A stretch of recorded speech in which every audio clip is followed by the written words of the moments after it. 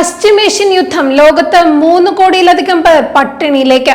നമസ്കാരം. ഈ ദിവസത്തെ ഏറ്റവും പ്രധാനപ്പെട്ട വാർത്താ വിശേഷങ്ങളുമായി ജനേകം ടോപ്പ് 10 ന്യൂസിലേക്ക് സ്വാഗതം. ഇറാൻ യുദ്ധത്തെ തുടർന്നുണ്ടാകുന്ന സാമ്പത്തിക ആഘാതം ആഗോളതലത്തിൽ 3.2 കോടിയിലധികം ആളുകളെ ദാരിദ്ര്യത്തിലേക്ക് തള്ളിയിടുമെന്ന് ഐക്യരാഷ്ട്രസഭയുടെ വികസന ഏജൻസിയായ UNDP. വികസ്വര രാജ്യങ്ങളെയാണ് ഈ പ്രതിസന്ധി ഏറ്റവും കൂടുതൽ ബാധിക്കുകയെന്നും റിപ്പോർട്ട് മുന്നറിയിപ്പ് നൽകുന്നു.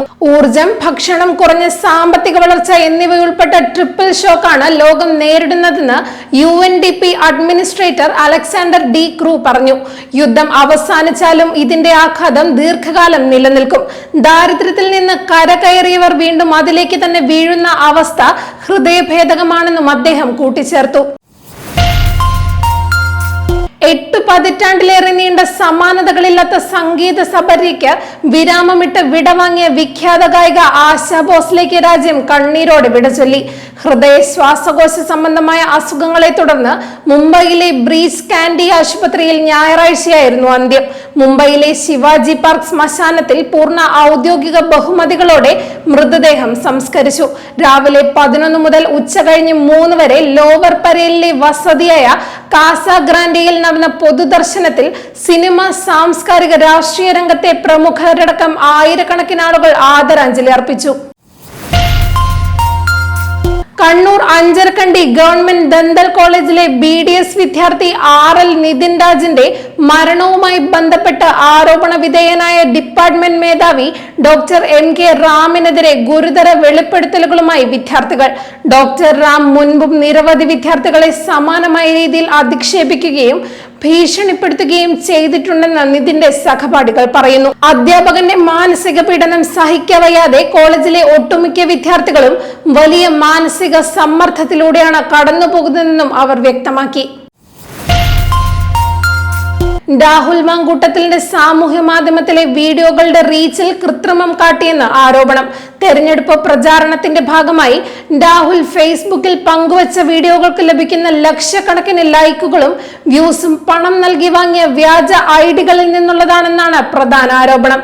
മറക്കരുത്, നാളെ വോട്ട് ചെയ്യാൻ പോകുമ്പോൾ ഇക്കഴിഞ്ഞ 10 വർഷം മറന്നു പോകരുത് എന്ന ടൈറ്റിലിൽ മാങ്കൂട്ടത്തിൽ ഫേസ്ബുക്കിൽ പോസ്റ്റ് ചെയ്ത അവസാന വീഡിയോയ്ക്ക് 134K ലൈക്കും 20 ലക്ഷത്തിനടുത്ത വ്യൂസുമുണ്ട്. കൂടാതെ വയനാട് ടൗൺഷിപ്പ് ഉൾപ്പെടെയുള്ള വിഷയങ്ങളിലെ മുൻ വീഡിയോകൾക്കും വലിയ റീച്ചുണ്ട്. എന്നാൽ ഈ റീച്ച് സമൂഹ മാധ്യമത്തിൽ കൃത്രിമം കാട്ടി ഉണ്ടാക്കിയതാണെന്ന ആരോപണമാണ് ഇപ്പോൾ ഉയരുന്നത്. ജോലിക്ക് പകരം ഭൂമി കേസിൽ ലാലു പ്രസാദ് യാദവിന് തിരിച്ചടി. CBI FIR റദ്ദാക്കണമെന്ന ആവശ്യം കോടതി തള്ളി. എന്നാൽ ഈ കേസിലെ വിചാരണയ്ക്കിടെ അഴിമതി നിരോധന നിയമം സംബന്ധിച്ച് നിയമപരമായ തർക്കങ്ങൾ ഉന്നയിക്കാൻ അദ്ദേഹത്തിന് അനുമതി നൽകിയിട്ടുണ്ട്. കൂടാതെ വിചാരണ കോടതിയിൽ നേരിട്ട് ഹാജരാകുന്നതിൽ നിന്ന് അദ്ദേഹത്തിന് കോടതി ഇളവ് നൽകി.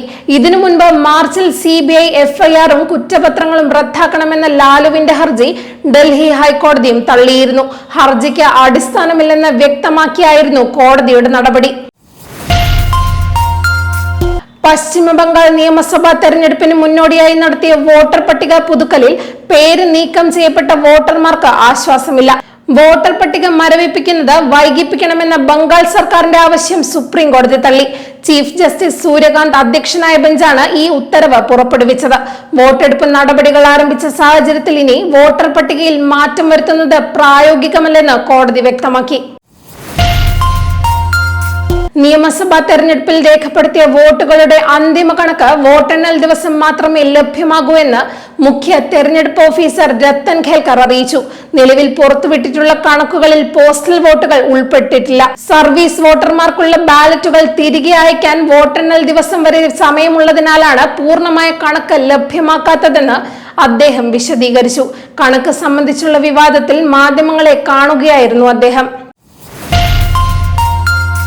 ഹോർമുസ് കടലിടുക്കിന്റെ തടസ്സങ്ങൾ ആഗോള എണ്ണ വിതരണത്തെ ബാധിച്ചതോടെ റഷ്യയിൽ നിന്നുള്ള ക്രൂഡ് ഓയിൽ ഇറക്കുമതി ഇന്ത്യ വൻതോതിൽ വർദ്ധിപ്പിച്ചു. രാജ്യത്തിന് ആവശ്യമായ ക്രൂഡ് ഓയിലിന്റെ 90% ഇറക്കുമതി ചെയ്യുന്ന ഇന്ത്യ അമേരിക്ക ഇറാൻ യുദ്ധം രൂക്ഷമായ സാഹചര്യത്തിലാണ് വീണ്ടും റഷ്യയെ ആശ്രയിക്കുന്നത്.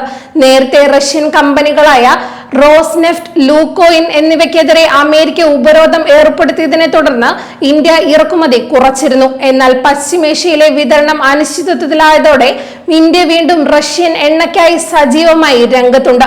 മാർച്ചിൽ പ്രതിദിനം 1.98 ദശലക്ഷം ബാരൽ റഷ്യൻ ക്രൂഡ് ഓയിലാണ് ഇന്ത്യ റഷ്യയിൽ നിന്ന് ഇറക്കുമതി ചെയ്തത്.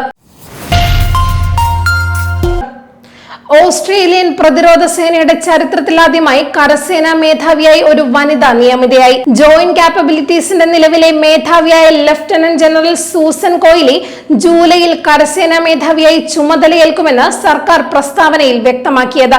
ലഫ്റ്റനന്റ് ജനറൽ സൈമൺ സ്റ്റുവർട്ടിന് പകരമായാണ് സൂസൻ ഈ ചുമതലയേൽക്കുന്നത്. രാജ്യത്തിന്റെ സൈനിക ചരിത്രത്തിൽ ഇതാദ്യമായാണ് ഇത്രയും ഉയർന്ന പദവിയിലേക്ക് ഒരു വനിതാ ഉദ്യോഗസ്ഥയെ തെരഞ്ഞെടുക്കുന്നത്. പ്രതിരോധ മേഖലയിലെ ലിംഗസമത്വത്തിനും സേനയുടെ നവീകരണത്തിനും വലിയ പ്രാധാന്യം നൽകുന്ന തീരുമാനമാണിതെന്ന് ഓസ്ട്രേലിയൻ പ്രതിരോധ മന്ത്രാലയം അറിയിച്ചു.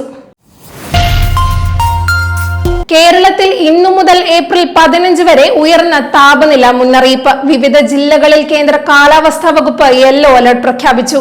ഇന്നു മുതൽ ബുധനാഴ്ച വരെ പാലക്കാട് ജില്ലയിൽ ഉയർന്ന താപനില 40 ഡിഗ്രി സെൽഷ്യസ് വരെയും കൊല്ലം ജില്ലയിൽ ഉയർന്ന താപനില 39 ഡിഗ്രി സെൽഷ്യസ് വരെയും ഉയരും. പത്തനംതിട്ട, ആലപ്പുഴ, കോട്ടയം, എറണാകുളം, തൃശൂർ, കോഴിക്കോട്, കണ്ണൂർ, കാസർഗോഡ് ജില്ലകളിൽ ഉയർന്ന താപനില 37 ഡിഗ്രി സെൽഷ്യസ് വരെയുമാകും. തിരുവനന്തപുരം, മലപ്പുറം ജില്ലകളിൽ ഉയർന്ന താപനില 36 ഡിഗ്രി സെൽഷ്യസ് വരെയും ഉയരാൻ സാധ്യതയുണ്ടെന്ന് കേന്ദ്ര കാലാവസ്ഥാ വകുപ്പ് അറിയിച്ചു. ജനേകം ടോപ്പ് 10 ന്യൂസിലൂടെ വീണ്ടും കാണാം. കൂടുതൽ വാർത്തകൾക്കും വിശേഷങ്ങൾക്കുമായി ജനേകത്തിന്റെ വെബ്സൈറ്റ്, യൂട്യൂബ് ചാനലുകൾ സന്ദർശിക്കുക.